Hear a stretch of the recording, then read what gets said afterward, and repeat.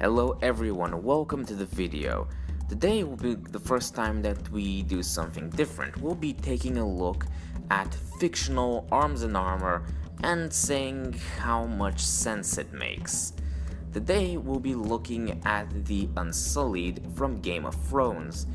These guys are basically Inu warriors who are trained in the archetypical Spartan way. From a very early age, very brutally, they're given some sort of weird potion that makes them incapable of feeling pain, and they have supposedly unbreakable morale and discipline. So far, somewhat good, but let's take a look at the armor that they have, and the weapons as well. Well, armor-wise, they don't actually have proper armor. They do have decent helmets, I will give them that, and actually I quite like their helmets.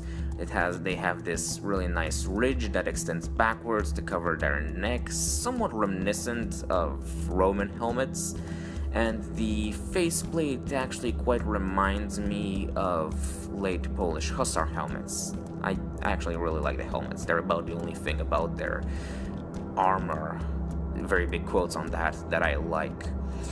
Other than the helmets, they don't really have any proper armor. They have these weird leather things. I don't really know what they are. I'm gonna call them weird leather tunics, but they don't actually seem to be proper armor leather. They're not boiled leather, which is very hard, very tough, even very inflexible. That's why it's typically only used for joint protection or to form into scales historically.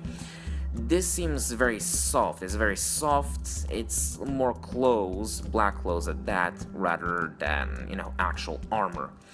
Taking a look at the historic hoplites, they were typically very well armored. They would use either a full bronze plate cuirass, such as the muscle cuirass or the bell cuirass. They would have a helmet differing, some of them were fully enclosed, some weren't fully enclosed.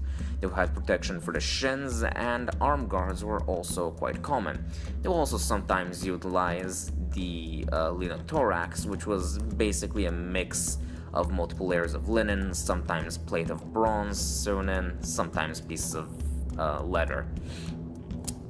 The other thing to make note of, other than the very light armor that the Unsullied use when in comparison to proper hoplites, they have a very small shield. It's not a bad shield per se, but the Aspis, the hoplite shield, was very large. It was around 90 centimeters in diameter. It had a very it was very thick. It was very made of thick wood. It was reinforced. Sometimes just the rim was reinforced with bronze. Sometimes the entire damn thing was covered in bronze, but it was very heavy, up to 7 kilograms in weight. So a very heavy shield, a very tough shield, and that's because the phalanxes, well, when hoplite phalanxes met, they would smash their shields together and enter into a sort of pushing war, trying to unbalance each other while simultaneously attempting to bring injuries to each other or kill each other with their spears and swords. Now, speaking of spears and swords, the Unsullieds have spears that are quite a decent length. They seem to be around between 2.2 and 2.5 meters in length, I would say. I don't have exact measurements, but just eyeballing it, they seem to be of decent length. They have these sort of small daggers, sometimes they have short swords, so somewhat okay. If I were to make any sort of adjustments to the way the Unsullied fought, I would do two things. I would either get rid of the shields and spears entirely and give them pikes and use them as pikemen, where their training in tight formation fighting can really come to shine, or I would actually give them more proper armor. Probably some padded armor with mail would be a cheap choice, and some sort of gambeson with a hauberk above it. Probably give them a surcoat as well. They seem to do a lot of desert fighting, but on the other hand, they also spend a lot of time in black clothing. So yeah, that's it.